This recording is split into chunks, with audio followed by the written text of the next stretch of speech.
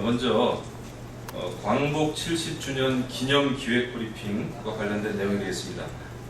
새누리당에서는 광복 70주년을 맞이해서 8월 한 달 동안에 주 1회씩 광복 70주년 제대로 알아야 확실히 지킨다 라고 하는 주제로 기획 브리핑을 실시할 예정입니다.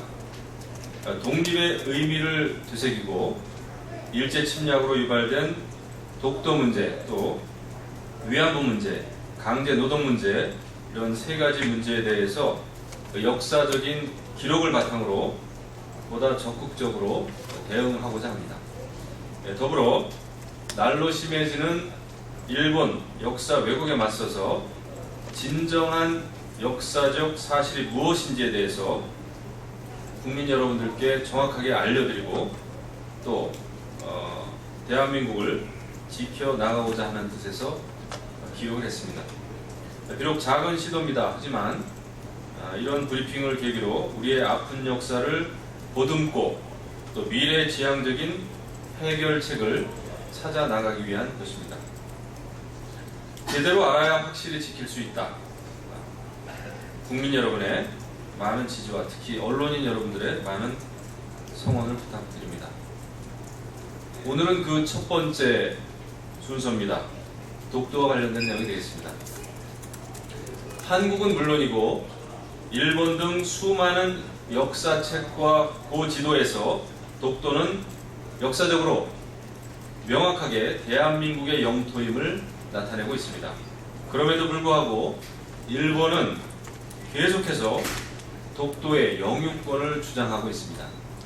뿐만 아니라 역사 교과서를 왜곡하는 등 일본의 어린이들에게 거짓을 교육시켜 미래 세대에까지 분쟁의 불씨를 심어주고 있습니다. 이는 명백히 대한민국 주권을 침해하는 일입니다. 새누리당과 우리 국민은 이를 결코 좌시하지 않겠다는 점을 분명히 선언하는 바입니다. 우리 역사는 독도에 대해 1000년 전부터 우리 땅임을 기술하고 있습니다. 삼국사기와 삼국유사에는 우산국이 신라에 병합되었다고 기록되어 다시 읽겠습니다. 삼국사기와 삼국유사에는 우산국이 신라에 병합되었다고 기록되어 있습니다. 우산국은 울릉도와 독도를 포함한 동해상의 왕국을 지칭합니다. 그 이후 고려시대, 조선시대에도 꾸준히 독도에 대해 언급하며 우리 땅임을 기록하고 있습니다. 하지만 일본은 17세기 에도 시대에 와서야 독도가 역사에 등장하는데 그마저도 독도가 한국의 영토라고 기술하고 있습니다. 또 메이지 시대의 기록인 태정관 지령문에 삽입된 기죽도 약도에는 독도와 울릉도가 일본과 아무런 관계가 없음을 정확히 하고 있습니다. 2차 세계대전 후 패전한 일본은 연합국이 점령하고 있었습니다.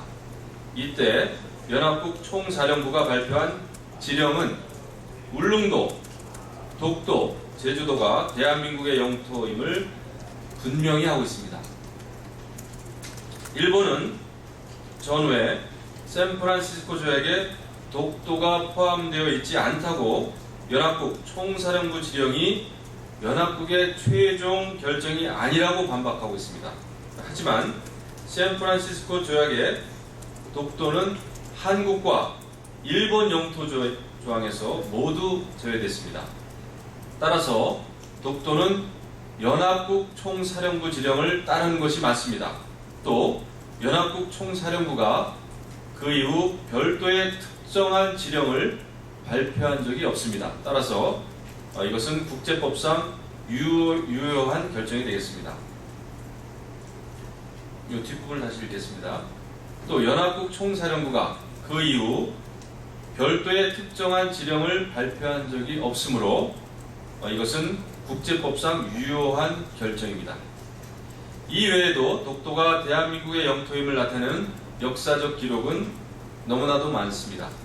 일본은 지난 세월 동안 끊임없이 역사를 왜곡하고 날조하며 우리 땅 독도를 침탈하기 위해 수단과 방법을 가리지 않고 있습니다. 독도는 우리 선조들이 피와 땀으로 지켜낸 우리의 영토입니다. 6.25 전쟁 당시 혼란을 틈타 일본은 독도를 침탈하고자 무장한 경비정을 다시 읽겠습니다. 6.25 전쟁 당시 혼란을 틈타 일본은 독도를 침탈하고자 무장한 경비정을 보내서 우리의 영해를 침범하고 독도 상륙을 시도했었습니다. 하지만 울릉도의 애국 청년들이 독도 의용 수비대를 조직해서 이를 격퇴시킨 바 있습니다. 역사를 잊은 민족에게 미래는 없다고 했습니다. 우리는 역사적 사실을 정확하게 알아야 합니다. 왜 독도가 우리 땅인지에 대해 정확히 알고 후손들에게 가르쳐야 합니다. 이것이 우리 땅 독도를 지키는 일이고 일본의 역사 왜곡에 맞서는 가장 효과적인 방법입니다. 제대로 알아야 확실히 지킨다. 새누리당은 당의 명운을 걸고 우리 땅 독도를 지키기 위해 노력할 것을 국민들께 약속드립니다. 다음은 다른 현안 브리핑이 되겠습니다.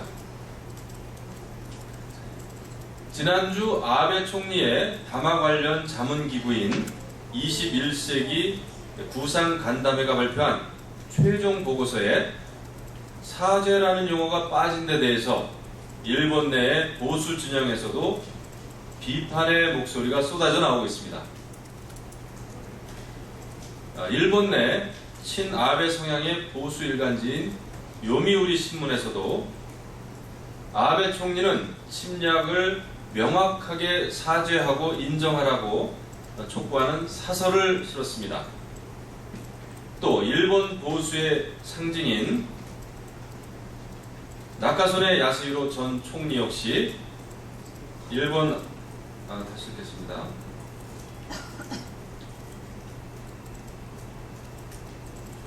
또 일본 보수의 상징인 나카소네 야스히로 전 총리 역시 과거에 대한 솔직한 반성과 함께 언동은 대단히 신중해야 할 필요가 있다고 일본 아베 총리에게 충고했습니다. 이어 야마구치 공명당 대표 역시 역대 담화를 계승하겠다면 사죄와 침략을 포함하라고 아베 총리에게 촉구했습니다. 아베 총리는 이러한 일본 정계와 지식인의 양심의 목소리에 귀를 기울이기 바랍니다. 사죄 없는 전후 70주년 담화문은 역사의 흐름을 정면으로 거스르는 행위입니다. 광복 70주년이자 한일 국교 정상화 50주년을 맞이해서 한일 관계가 과거를 딛고 새로운 미래를 향해 나아가기 위해서는 일본의 올바른 역사인식이 전제가 되어야 합니다.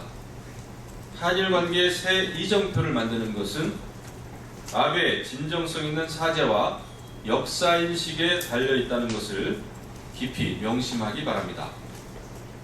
일본의 만행은 누구도 부인할 수 있는 역사적인 실체적 사실입니다. 전 세계가 아베 담화에 주목하고 있습니다. 과거사를 직시하고 진정성 있게 사죄하는 진정한 용기를 보여주기를 바랍니다. 다음은 국민 공천과 관련된 내용이 되겠습니다.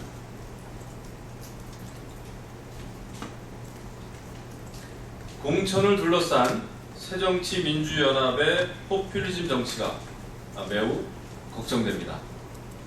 어제 새정치민주연합 혁신위원회는 국회의원 후보 공천에서 청년 후보에 가산점을 주는 1, 2, 3 공천 할당제를 발표했습니다. 다시 말해 국회의원 후보 공천의 10%, 또 광역의원의 20%, 기초의원의 30% 이상을 청년 후보에게 공천을 주겠다는 것입니다.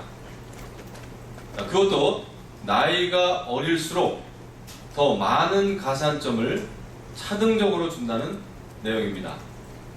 하지만 야당의 혁신안은 정치 혁신이 아닌 숫자 노름에 불과합니다. 청년을 진정으로 대변할 건전한 청년 정치인을 양성하는 것은 국회의 당연한 책무입니다. 하지만 이를 위해서는 단순한 숫자 나열이 아니라 청년의 목소리를 대변할 수 있는 진정한 방법이 무엇인지 진지한 고민이 선행되어야 할 것입니다. 특히 청년 일자리 문제, 또 결혼과 육아 문제 등에 다시 읽겠습니다. 특히 청년 일자리 문제, 결혼과 육아 문제 등에 대한 깊은 고민이 있어야 합니다. 여론을 호도하면서 청년층의 표만 노리는 공천 장사 혁신안은 변화가 아닌 구태에 불과합니다. 새정치민주연합이 진정으로 정치 혁신을 이루고자 한다면 오늘 있을 의총에서 진전된 내용이 있어야 할 것입니다. 아울러 정치개혁안을 두고 엇박자를 내고 있는 혁신위와 야당 지도부 간에 하루빨리 합의점을 찾아주기를 기대합니다. 그리고 그것이 정치개혁의 첫 단추인 국민공천제에 대한 응답이기를 기대합니다. 다음 노동개혁과 관련된 내용이 되겠습니다. 이기권 고용노동부 장관은 언론 인터뷰를 통해서 내년에 시행되는 정년 연장을 감안할 때 연말까지 답을 내지 않으면 청년 일자리 30만 개가 줄어들 수 있다고 밝혔습니다. 김무성 대표는 우리나라 노조 140만 명의 4인 가족을 곱하면 600만 표가 날아갈 수 있다고 해도 표를 의식해서 다시 읽겠습니다. 김무성 대표는 우리나라 노조 140만 명의 4인 가족을 곱하면 600만 표가 날아갈 수 있다고 다시 읽겠습니다. 김무성 대표는 우리나라 노조 140만 명의 4인 가족을 곱하면 600만 표가 날아간다고 해도 표를 의식해서 정치할 수 없다고 강조했습니다. 박근혜 대통령은 대국민 담화의 상당 부분을 노동개혁에 할애하며 우리의 딸과 아들을 위해서 그리고 국가의 미래를 위해서 결단을 내릴 때가 됐다고 밝혔습니다. 노동개혁은 선택이 아닌 필수입니다. 저성장 단계에 들어선 우리 경제 구조에서 생존을 위한 시대적 소명이기도 합니다. 새정치민주연합도 이에 동조한다면 다시 읽겠습니다. 새정치민주연합도 이에 공감한다면 어렵지만 의미 있는 길을 가려는 새누리당의 결정에 동참할 일입니다. 일부 사안만으로 문제를 확대 재생산 일부 사안을 들어 문제를 확대 재생산해 개혁의 동력을 잃게 만드는 무책임 정치는 국가적 비극이자 국민 모두의 불행입니다. 모두가 기득권을 내려놓고 양보와 타협의 정신을 발휘해야 할 때입니다. 새정치민주연합도 당리 당략 대신 국익을 먼저 생각하는 책임 정치 행보에 동행해야 합니다. 그래서 여야의 뜻을 모아 보다 발전적인 대안 제시로 노동개혁을 완성해 나갈 수 있기를 기대합니다. 끝으로 북한의 만행에 대해서 비평하겠습니다. 국방부는 오늘 비무장지대 폭발사고 원인 규명을 위한 합동조사단 조사 결과를 발표했습니다. 이에 따르면 지난 4일 경기도 파주 인근 비무장지대에서 폭발물이 터져서 부사관 2명이 크게 다친 그 사고의 원인이 북한이 매설한 목함 지뢰 때문이었음을 밝혔습니다. 이와 같은 북한의 도발은 결코 있을 수 없는 일입니다. 또한 이 같은 북한의 도발은 정전협정을 정면으로 위반한 용서할 수 없는 행위입니다. 새누리당은 한반도의 평화를 위협하면서 국민의 안위를 해치는 북한의 도발을 강력하게 규탄합니다. 새누리당은 한반도의 평화를 위협하며 국민의 안위를 해치는 북한의 도발을 강력하게 규탄합니다. 북한은 오늘 조사 결과에 대한 북한은 오늘 조사 결과에 대한 책임 있는 설명과 사죄가 있어야 할 것입니다. 앞으로 우리 군은 북한의 모든 도발에 대비해서 만반의 준비 태세를 갖출 것을 촉구하는 바입니다.